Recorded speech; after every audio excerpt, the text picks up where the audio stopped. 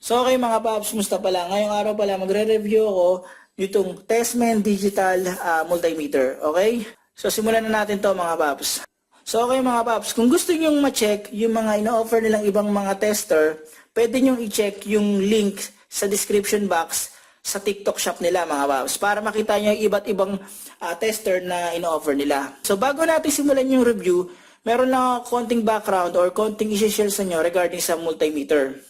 Nung panahon kasi namin, ang tester na ginagamit namin ay yung tinatawag na analog. So, ginagawa doon, halimbawa, mag-check ka ng resistance checking, ipipihit mo yung knob sa ohmmeter, sa ohms. Pag chinek mo yung isang electronic part, pag ginamit mo yung tester na yun, papalo yung needle nun. Tapos nun, mababasa mo na kung ilan yung resistance ng electronic part na check mo. Tapos ngayon, nagkaroon ng improvement. Pag sinelect mo na yung yung knob, pinihit mo ba sa ohmmeter, sa ohms, hindi na needle. May gumagamit pa rin ng needle ngayon, pero ang ginagamit na madalas ngayon is digital. So lalabas na yung eksaktong value ng tinetest mong electronic part. Yun yung improvement sa mga tester ngayon. Pero merong tester na tinatawag na auto range. Ano ba yung auto range? Yung auto range, hindi mo na kailangang i-select kung ano yung dapat mong i-check. Sa knob type kasi, pag pinihit mo, halimbawa, mag-check ka ng resistance checking, sa ohms mo, dapat itapat yung knob. Ngayon, kapag yung knob mo, tinapat mo sa ohms,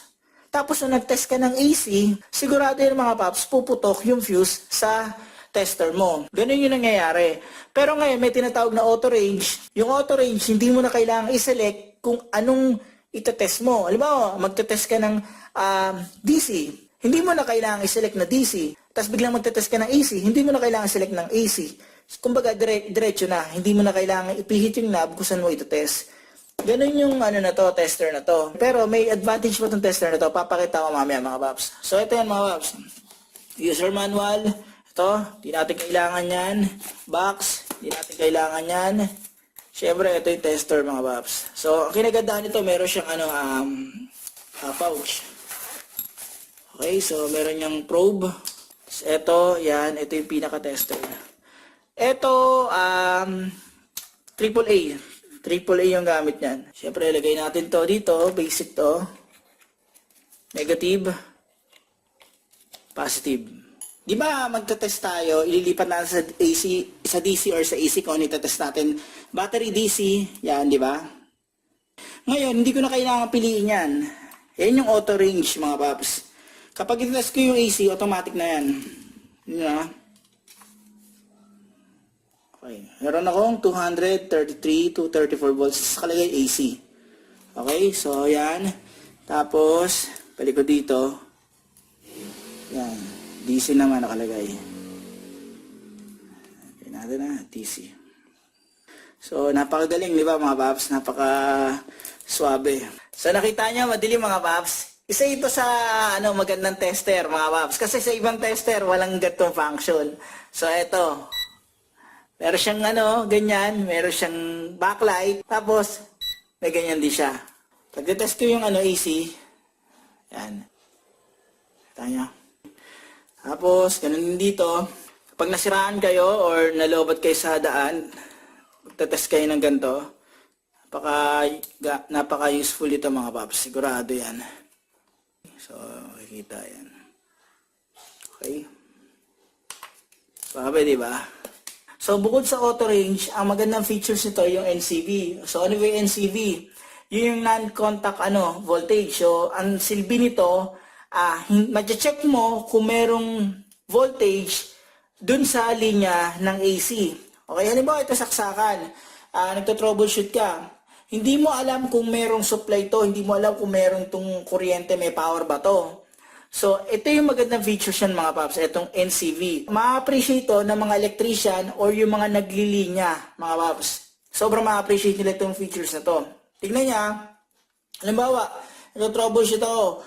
Tapos gusto ko malaman kung meron tong AC. Siyempre, AC, delikado yan mga paps. Pag napagdikit nyo yan, delikado yan. Ang gagawin nyo lang, kung gusto nyo malaman kung merong supply ng AC, pindutin nyo yung NCV, lalabas yan NCV. Tapos dito sa part na to, yan, NCV sensing area. Igaganto nyo lang mga paps. Yan. Kung makikita nyo, Yan. May lalabas dyan na yan, L at saka H. So, ibig sabihin ng L, low lang yung nasa sense niya na alternating current na signal dito. Kapag H, malakas yung signal na detect niya rito. Pero ganito yun mga paps, kahit sabihin natin na na-detect nyo na ay, wala akong, halimbawa, walang nagbibip dyan, walang nagbibip, halimbawa lang, kahit sabihin walang nagbibip dyan, as part pa rin ng safety procedure, lalo na kapag maglilinya kayo or mag-check kayo ng electrical, i-check nyo ng actual. So, ibalik nyo sa automatic, tapos nun, i-check nyo na actual. Okay? Kumbaga safety lang, huwag kayong magpapakasiguro. Yan. Kasi mga paps, delikado yan eh. Kahit sabihin wala kayong na-detect, huwag nyo nga hawakan. Kasi talagang napakadelikado ng alternating current. Kaya sabi ko kanina, kahit sabihin ma-check nyo na walang tumutunog dito, syempre, as part na rin ng safety, gumamit pa rin kayo ng test probe, ilagay nyo rito para ma-check nyo. Kinagandahan naman ito, hindi naman kailangan tang ipihit to eh. Auto range na to eh. Hindi nyo kailangan ipipihit pa, sasalpak nyo na lang, makikita natin yung voltage, okay? So okay mga paps, ito, practical na application na naman tayo. So madilim, yan, madilim, di ba? So ano natin yan? Ayan, may ilaw na. Okay. So ayan, magagamit natin to dito. Yan nyo Isa sa nakakatuwa dito. So ayan siya mga paps. So napakaganda nitong tester na to kasi meron siyang LED. Tapos may flashlight pa siya. Ayan kita nyo. So alam niyo yung yung tina-troubleshoot nyo. Hindi kayo makangapa. So mararanasan nyo mga paps sa pag natirikan kayo tapos magta-troubleshoot kayo. Yan. So troubleshoot kayo ng madilim. Napakahirap. Gamit yung tester. Walang LED, walang backlight. Nahirapan kayo mga paps. So dito naman tayo mga paps, sa mga practical na application nito, yung continuity testing. So tingnan natin kung okay yung wiring nyo. Yan.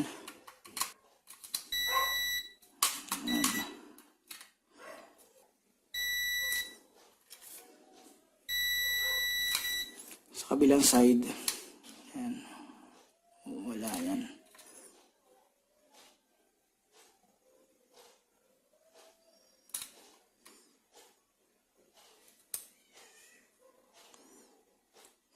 Wala. Okay, so sa ganung paraan malalaman nyo kung okay yung linya nyo, walang open circuit mga paps. Ito yung isang tester ko, ito, alam nyo naman to, di ba? Mas maliit siya ng konti. Ayan. So okay mga paps, hanggang dito na lang yung video na to. Sana kahit paano itong video na to nakatulong to in case na magde-decide kayong bumili nitong Testman Smart Digital Multimeter. Pwede nyo i-check yung link sa description ng video, yung TikTok shop nila. Check nyo, may iba pang tester dun eh. Mas comprehensive yun, mas mahal nga lang. Itong tester na to, around lang to, 500 pesos. Yan, nakita nyo naman. Solid na solid mga paps. So paano mga paps, maraming salamat sa inyo.